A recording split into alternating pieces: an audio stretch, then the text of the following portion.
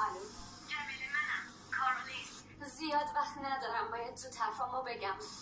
چی؟ علی باید 750,000 تا وثیقه بده تا من آزاد شم. ولی علی این پولو نمیده، میگه باید قول بدی که از من طلا بگیری تا پول وثیقه رو برات بیارم. جمیله داری میشنوی من چی میگم؟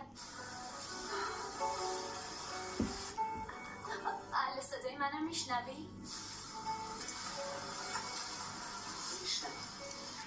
جمیله من بیگناهم، دلم برای مصطفی تنگ شده. ببینم حتما دلش برای من تنگ شده.